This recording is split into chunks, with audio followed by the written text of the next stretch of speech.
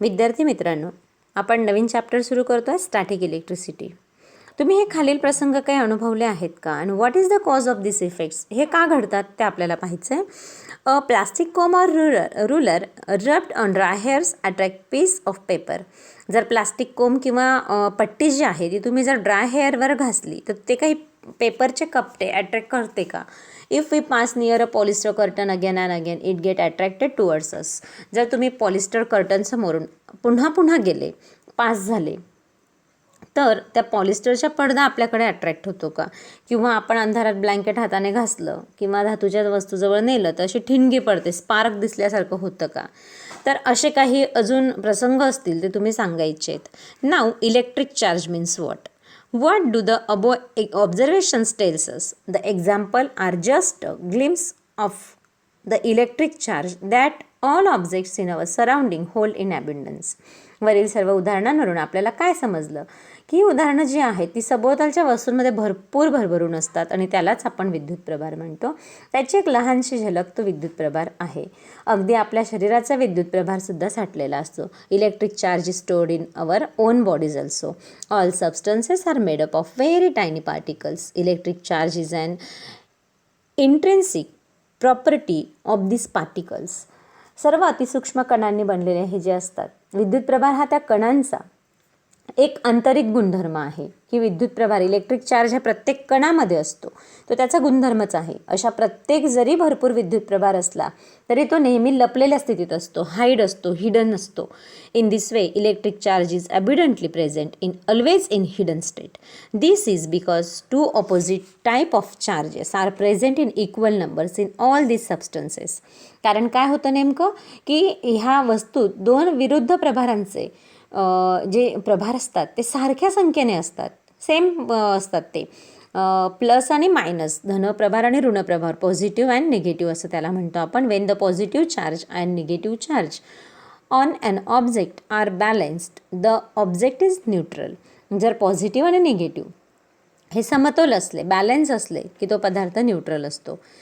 There is no net charge on the object. If these charge are not balanced, the object is said to be a charge. जर हा charge balance नाही झाला तरच object हा charge आहे असं आपण म्हणत असतो. So how would two charges object interact with each other? आधी तुम्हाला एक सांगते मी उदाहरण की तुम्ही घरीसुद्धा बऱ्याच वेळेला एक गोष्ट ट्राय करतात. ती म्हणजे काय की खुर्चीवर बसायला लावतात एका जणाला, प्लास्टिकच्या चेअरवर दोघं पाय वर घे असं सांगतात आणि मागून तुम्ही एकदम जोरजोरात असं काहीतरी फिरवतात आणि मग एकदम करंट लागल्यासारखं होतं. असं केलं आहे का तुम्ही सगळ्यांनी? जरा आठवा.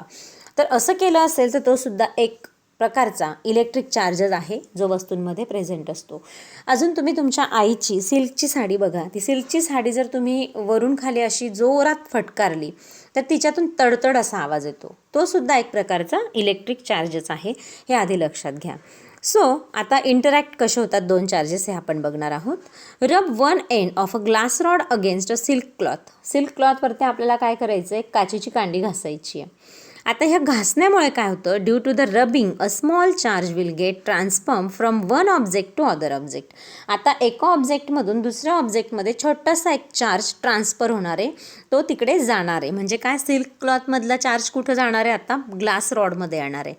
So suspend this rod freely in air with the help of thread. आता काय करायचं? ही कांडी एका दोरीने हवेत अशीच लटकवायची आहे. आता वरील प्रकारचे प्रभारित केलेले काचेची दुसरी कांडी लटकवलेल्या कांडीजवळ आणायची आहे.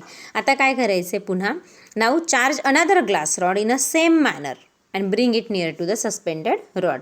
What do you see? आता सस्पेंडेड रॉडजवळ दुसरी कांडी आपल्याला न्यायची, ती सुद्धा प्रभारितच करून घ्यायची आपल्याला, म्हणजे इलेक्ट्रिकली चार्ज करून घ्यायची आहे. The two rod push each other away. आता घडेल काय की ते दोघं रॉड एकमेकांना दूर लोटतील. Now take a plastic rod. आता का ते दूर लोटताय हे तुमच्या लक्षात येईल बघा पुढे. नाऊ द टू रॉड, दुसरा जो आहे हे एकमेकांना दूर लोटताय. Now take a plastic rod. आता प्लास्टिक रॉड घ्यायचा आपल्याला. पहिले आपण ग्लास रॉड घेतला होता, आता plastic. Rub one of its end against woollen cloth. आता उलन क्लॉथला घासायचं आहे. Bring that end near the suspended glass rod. Now what do you see? The two rods are pulled towards each other. आता घडेल काय की हा plastic rod आता त्याच ग्लास रॉडजवळ न्यायचा आहे, जो आपण सिल्क क्लॉथवर घासला होता त्या ग्लास रॉडजवळ प्लास्टिक क्लॉथ न्यायचा आहे, जो आपण उलन क्लॉथने घासला आहे. आता घडतं काय आहे की ते एकमेकांना अट्रॅक्ट करत आहे किंवा एकमेकांजवळ येत आहे. What did you find in this experiment? ह्याच्यावरून तुम्हाला काय समजलं? 2 rod carrying similar charges push each other away. ज्यांच्यामध्ये सारखे चार्ज होते, सिमिलर चार्ज होते, ते एकमेकांना काय करताय? पुश करताय. Now this called the repulsion, म्हणजे ते रिपल करताय. We learn from second experiment that rod carrying opposite type of charge get pull towards each other. ते एकमेकांना पुल करताय, म्हणजे त्याच्यामध्ये काय आलं आहे? अट्रॅक्शन आलं आहे. म्हणजे सेम चार्ज असेल त्याच्यामध्ये रिपल्शन, ऑपोजिट चार्ज असेल त्याच्यामध्ये अट्रॅक्शन. हे आपण मॅग्नेटसारखंच घेऊ शकतो. The scientist Benjamin Franklin name the electric charge positive charge is plus and negative charge is minus. Now what is the origin of an electric charge? Electric charge हे नेमके कुठून तयार झालेले आहेत? उगम कसा झाला आहे? All substances are made up of particles and this particles are ultimately made of an very tiny atoms. हे सगळ्यांना माहिती आहे की प्रत्येक सबस्टन्स जो आहे हा पार्टिकल्सने बनलेला आहे आणि पार्टिकल्स हा अतिसूक्ष्म कणांनी अणूने बनलेला आहे. अणूच्या संरचनेविषयी तपशील आपण पुढे पाहणारच आहोत. अणूची संरचना कशी असते किंवा ॲटॉमिक हे स्ट्रक्चर कसं असतं हे आपण पाहणारच आहोत. As this stage at this stage it is sufficient to know that each atom contains a stationary positive charge and moving negative charge. आत्ता ह्या स्टेजला आपल्याला काय पाहायचं आहे की प्रत्येक आयटममध्ये स्टेशनरी पॉझिटिव्ह चार्ज आणि मुव्हिंग निगेटिव्ह चार्ज असतो. स्टेशनरी म्हणजे तिथे स्थिर असणारा आणि मुव्हिंग म्हणजे तो अगदी तिथे फिरणारा, तो निगेटिव्ह असतो. दिस 2 charges being perfectly balance and item is electrically neutral. हे जर चार्जेस बॅलन्स असतील तर मात्र आयटम तो इलेक्ट्रिकली न्यूट्रल असतो, तो काहीही कुठंच काही दाखवत नाही. All object are made up of item which means that they are electrically neutral. They how do object become electric then how do electric item electrically charge. म्हणजे सर्व वस्तू अणूंनी बनलेल्या असतात, हे तेवढं सत्यच आहे. म्हणजेच त्या विद्युतदृष्ट्या काय असतात? उदासीन असतात, न्यूट्रल असतात, कुठलंही काही दाखवत नाही. मग त्या चार्ज कशा होतात? त्या इलेक्ट्रिकली चार्ज कशा होतात ते पाहायचं आहे. For some reason the balance of electrically neutral item get disturb. काही रिझन असतं, जसं आपण आता घासलं एकमेकांवर म्हणजे त्यांच्यातला बॅलन्स डिस्टर्ब झाला, त्यांच्यातून पॉझिटिव्ह चार्ज निगेटिव्ह किंवा निगेटिव्हकडे ओढला गेला, अशा पद्धतीने कुठंतरी डिस्टर्ब होतं. त्याचं एक्झाम्पल सांगितलं आहे. When certain object are rubbed against each other the negatively charge particle one on object go to the other object. जेव्हा ते घासले जातात तेव्हा एका ऑब्जेक्टकडून दुसऱ्या ऑब्जेक्टकडे चार्ज जात असतो. The object to which they go become negatively charge due to an excess of negatively charge particles. Similarly म्हणजे काय होतं बघा, विद्युतदृष्ट्या जे उदासीन असलेल्या अणूंमध्ये प्रभाराचे काही कारणांनी संतुलन बिघडते.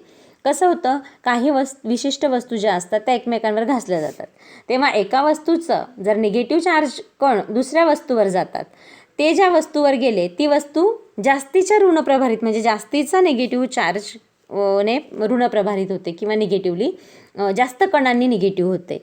तसंच ज्या वस्तूवरून ऋणप्रभारित कण गेले म्हणजेच निगेटिव्हली चार्ज पार्टिकल गेले, ती वस्तूसुद्धा काय होते?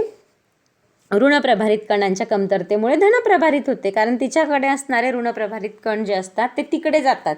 म्हणजे तिच्याकडे पॉझिटिव्ह जास्त राहिले, निगेटिव्ह तिकडे गेल्यावर पॉझिटिव्ह जास्त राहिले, म्हणजे ती पण अनबॅलन्स झाली आणि इकडे ते निगेटिव्ह कण गेल्यामुळे ती पण अनबॅलन्स झाली. म्हणून काय होतं? हे चार्ज होत असतात, म्हणजे पॉझिटिव्हली आणि निगेटिव्हली चार्ज हे अनबॅलन्स झाले की अशा पद्धतीने तो दोन्ही जे पदार्थ असतात ते चार्ज होत असतात. म्हणजे चार्ज होण्यासाठी न्यूट्रल असणं गरजेचं नाही आहे, तर चार्ज होण्यासाठी बॅलन्स नसणं गरजेचं आहे. हे नीट बघा की बॅलन्स असेल तर पदार्थ न्यूट्रल असतो, बॅलन्स बिघडला की पदार्थ चार्ज होतो, हे लक्षात घ्या. नाऊ मटेरियल आहे इथे paper, polythene, nylon cloth, cotton cloth, silk cloth हे सगळे घ्यायचेत आणि हा प्रयोग करून बघा तुम्ही. सारणीत दिलेल्या वस्तू प्रथम कागदाच्या तुकड्याजवळ न्यायच्या, काय होतं ते पहा आणि क्रमाक्रमाने घासून बघा आणि मग निरीक्षण करून हा तक्ता भरायचा आहे. Now each item is electrically neutral. It has equal items of positive and negative charge. If for some reason the negative charge decreases, the item become a positive charge.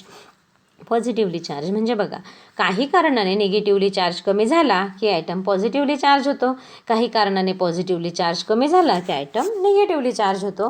हे नेहमी लक्षात ठेवा. आता बघा इथे डू यू नो आहे, ते पण व्यवस्थित वाचा. इलेक्ट्रॉनला, इलेक्ट्रिसिटीला नाव कसं पडलं हे व्यवस्थित बघा. नाव फ्रिक्शनल इलेक्ट्रिसिटी बघणार आहोत आपण. The electric charge generated by friction is called the frictional electricity. फ्रिक्शनने जो चार्ज तयार होतो त्याला फ्रिक्शनल इलेक्ट्रिसिटी म्हणतात. This charge is produced only at the place of friction. जिथे फ्रिक्शन घडतं तिथेच चार्ज प्रोड्यूस होत असतो. Hence it is called static electricity. यालाच आपण स्टॅटिक इलेक्ट्रिसिटी असं म्हणतो. It remains one of an object for a short duration. अतिशय कमी काळापर्यंत तो त्या ऑब्जेक्टवरती चार्ज राहत असतो. The charge of static electricity are absorb in moist air. Static म्हणजे हा जो चार्ज असतो हा विद्युत प्रभाला, हा स्थितिक विद्युत आपण म्हणत असतो, आणि वस्तूवर ते थोड्या वेळापर्यंतच राहतात आणि दमट ओलसर हवेमध्ये हा चार्ज मात्र शोषला जातो. आणि हिवाळ्यात कोरड्या हवेत हा प्रयोग आपण करून बघू शकतो. एक अगदी मॉइस्ट एअर असेल तर ड्राय एअरच त्याला गरजेचे आहे, मॉइस्ट एअर चालणार नाही.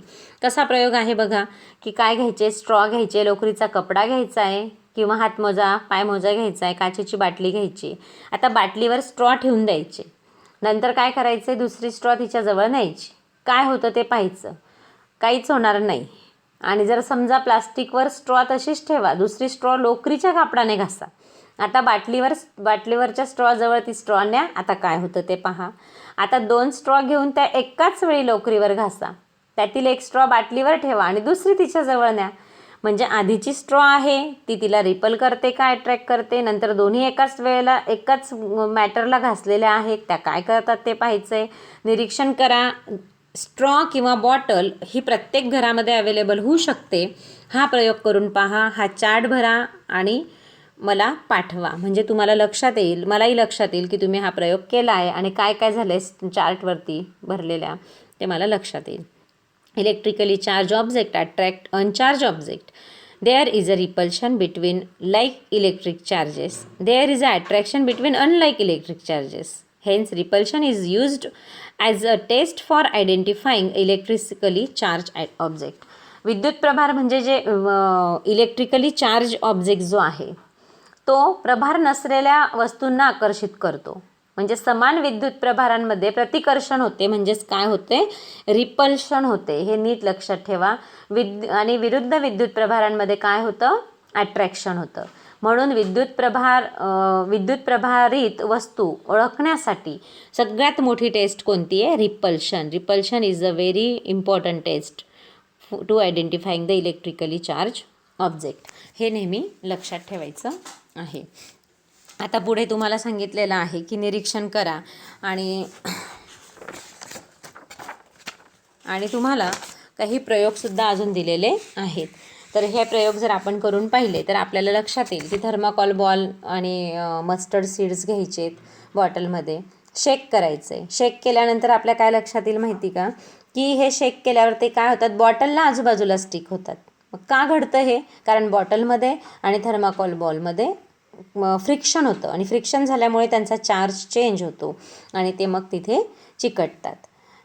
नंतर to charge and object by contact rub a plastic comb against paper.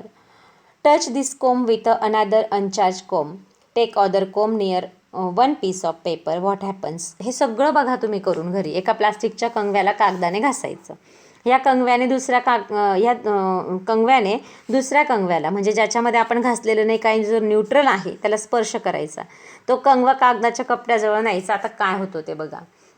म्हणजे घासलेला कंगवा न घासलेल्या कंगव्याजवळ न्यायचा आणि न घासलेला कंगवा आता कागदांजवळ न्यायचा. काय होतं हे तुम्ही नक्की करून बघा. नंतर काय करायचं आता दुसरं, to charge and object by induction. Rub a comb or a balloon on your hair.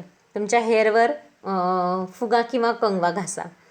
नंतर चित्रात दाखवल्याप्रमाणे बघा, as shown in the picture, take the comb near a thin trickle of water from a tap. नळाजवळ एकदम बारीक अशी धार सोडा आणि त्या धारीजवळ तो कंगवा धरा. See what happens. Now draw the comb away from a trickle of observe what happens. आता त्या बारीक धारेजवळ नेलं की काय होतं ते पहा. आता कंगवा पाण्याच्या धारेपासून दूर न्या, मग काय होतं ते पहा. म्हणजे नेमकं काय घडतं, पहिला जो कंगवा आहे तो अनचार्ज कंगवासुद्धा त्या चार्ज कंगव्यामुळे चार्ज होतो आणि कागदाला आकर्षित करतो. आणि दुसऱ्या प्रयोगामध्ये ही जी धार आहे ही कंगव्याकडे अट्रॅक्ट व्हायला लागते, हे सुद्धा आपण बघू शकतो. Mark your observation now. आता तुमचं ऑब्झर्वेशन इथे मार्क करायला. विद्युत प्रभारित कंगवा पाण्याच्या धारेजवळ नेताना काय होतो हे दोन्ही गोष्टी बघा. At first the flow of water is not charged. When a negatively charged comb comes near the flowing water, the negatively particle in it nearest the comb are pushed away. That part become positively charged due to the deficiency of negatively charged. The comb has negative and water has positive charge. Due to the attraction between this positive charge and flowing water is attracted towards the comb. म्हणजे होतं काय नेमकं, सुरुवातीला ही जी पाण्याची धार होती ही पाण्याची धार दूर नेताच धार आकर्षित किंवा प्रतिकर्षित होते, म्हणजे पूर्ववत होते. मग सुरुवातीला पाण्याची धार प्रभाररहित असते, त्याच्यात काहीच नाही आहे, निगेटिव्ह नाही आणि पॉझिटिव्ह नाही. मग ही प्रभाररहित म्हणजे काहीच नसताना कंगवाजवळ येताच पाण्याच्या धारेतील कंगव्यासमोरचा भागातील ऋणकण हे दूर सारले जातात. म्हणून ऋणप्रभाराच्या कमतरतेमुळे काय होतं, धारेचा तेवढाच भाग हा पॉझिटिव्हली चार्ज होतो आणि कंगवा हा निगेटिव्हली आहे. पाण्याची धार धन म्हणजेच पॉझिटिव्ह या ऑपोजिट प्रभारातील आकर्षणामुळे पाण्याची धार कंगव्याकडे अट्रॅक्ट होते आणि कंगवा दूर नेताच ही धार पुन्हा पूर्ववत होते. म्हणून ही जी संख्या आहे ही समान आहे धन आणि ऋणाची, म्हणजे पॉझिटिव्ह आणि निगेटिव्हची. त्यामुळे धार पण पुन्हा प्रभाररहित होऊन जाते. ती बरीच दूर असल्याने आकर्षित होणं थांबतं. म्हणजे as a result the water become uncharge again and stop getting attracted to comb as a it away from it. जर कोम लांब नेला की तो पुन्हा अट्रॅक्ट होणं थांबून जातं आणि कोम जवळ नेला की धार पुन्हा त्याच्याकडे यायला सुरुवात होते. हे तुम्ही नीट बघू शकतात. एक बलून घ्या आणि अशी प्लेन भिंत असेल तर प्लेन भिंतीला तो आपल्या केसांवर घासून चिकटवून बघा, तो नक्की चिकटण्याचा प्रयत्न करतो किंवा चिटकतो.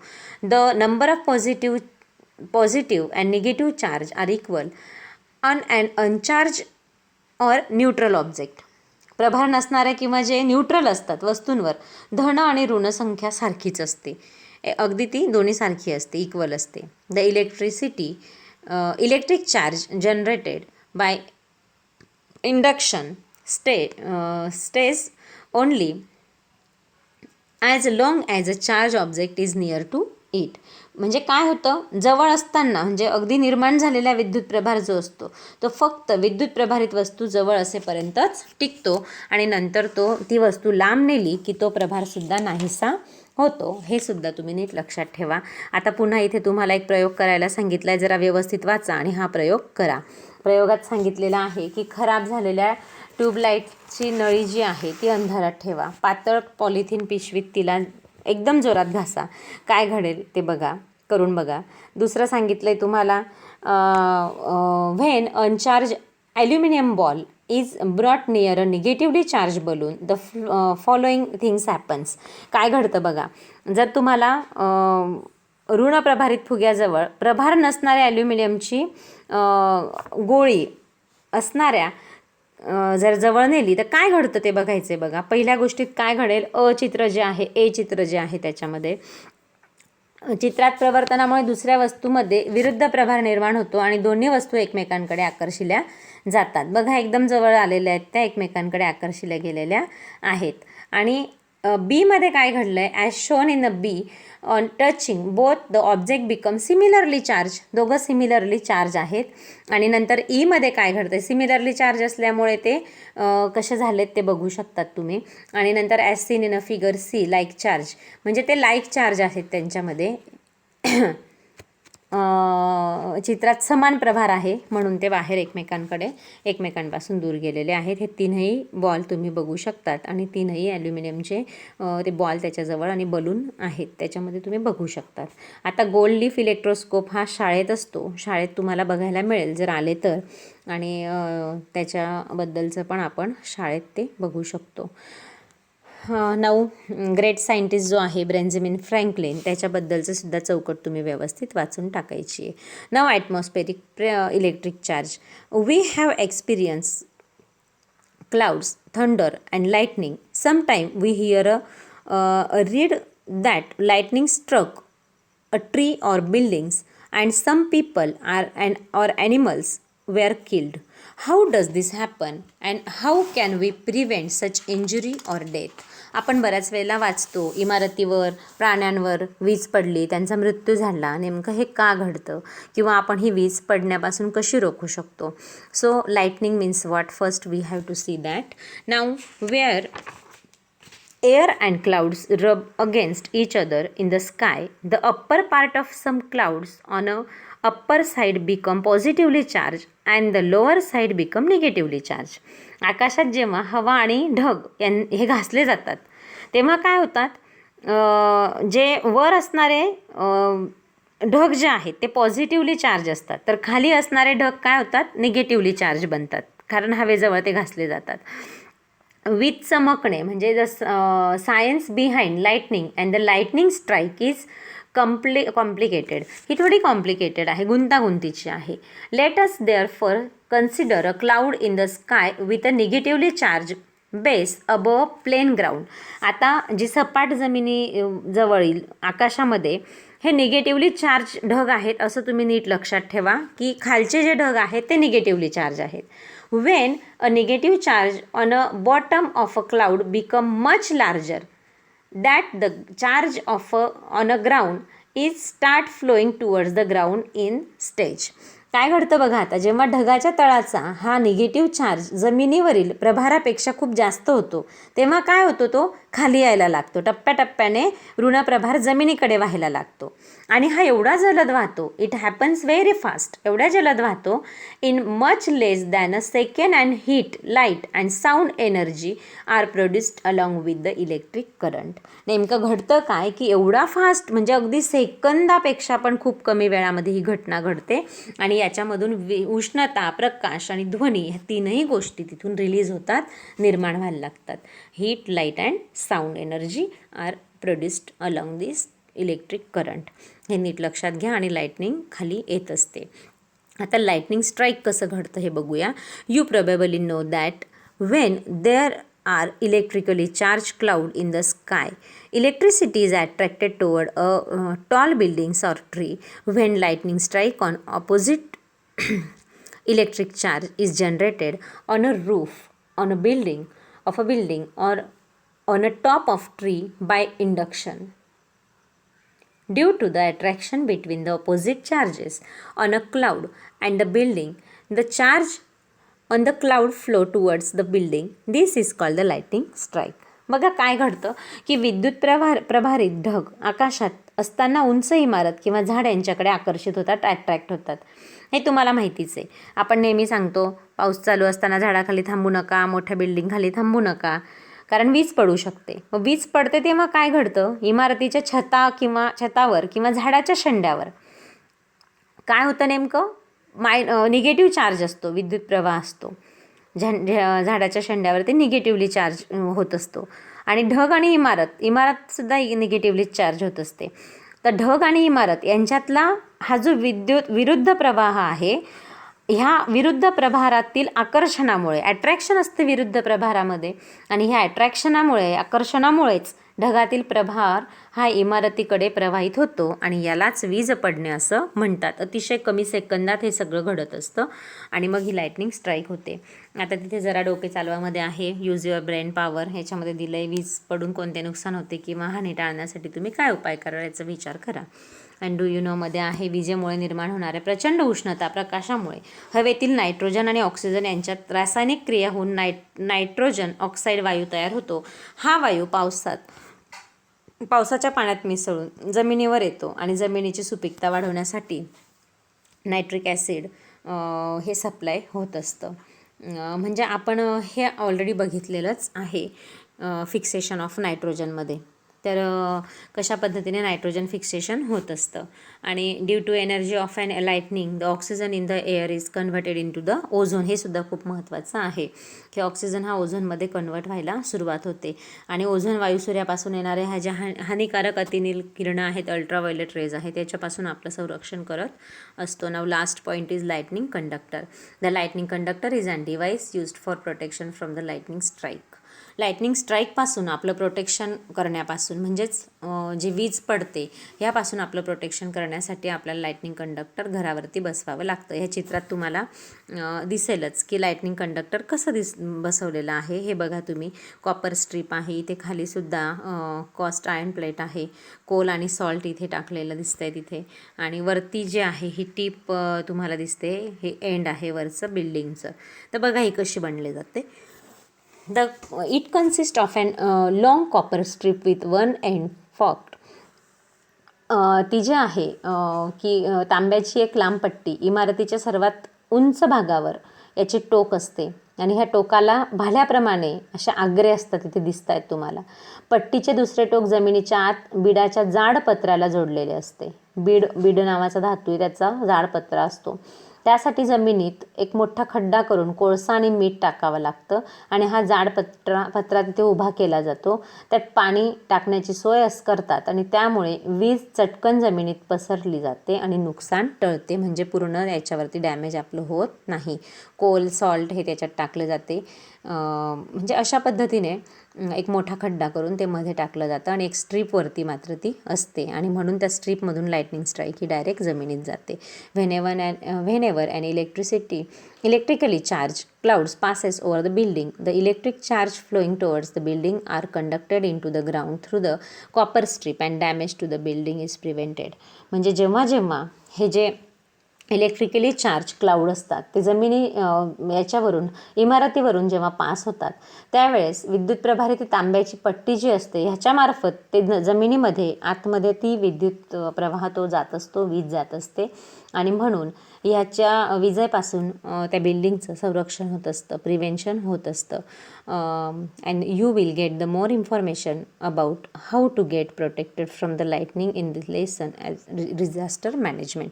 डिझास्टर मॅनेजमेंट नावाचं लेसन आपल्याला पाहायचं आहे, त्याच्यामध्ये तुम्हाला हे व्यवस्थितपणे मिळेल.